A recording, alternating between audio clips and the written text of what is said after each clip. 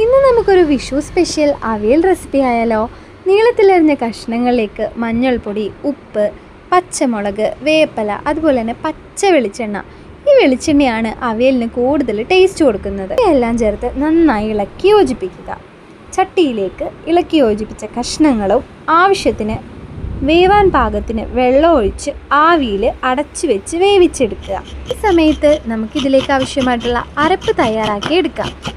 ചിരകിയ തേങ്ങയിലേക്ക് ചെറിയ ജീരകം, ചെറിയുള്ളി, വേപ്പില, പച്ചമുളക് എന്നിവയിട്ട് അരഞ്ഞു പോവാതെ ചെറുതായിട്ടൊന്ന് ഒതുക്കിയെടുക്കുക. ഈ സമയത്ത് നമ്മുടെ കഷ്ണങ്ങളൊക്കെ ഉടയാതെ പാകത്തിന് വെന്ത് വന്നിട്ടുണ്ടാവും. അങ്ങനെ വെന്ത് പാകമായ കഷ്ണങ്ങളിലേക്ക് നമ്മൾ നേരത്തെ തയ്യാറാക്കി വെച്ചിട്ടുള്ള തേങ്ങയുടെ അരപ്പ് ഇട്ട് കഷ്ണങ്ങൾ ഉടയാതെ ഒന്ന് ഇളക്കി യോജിപ്പിച്ച് എടുക്കുക. ശേഷം നമ്മൾ ഇട്ട് കൊടുക്കാൻ പോകുന്നത്, ഇവിടെ എല്ലാം ഉപയോഗിക്കുന്നത് തൈരാണ്. അവിയലിനൊരു പുളിയൊക്കെ കിട്ടുന്നതിന് വേണ്ടിയിട്ടാണ് തൈരിടുന്നത്.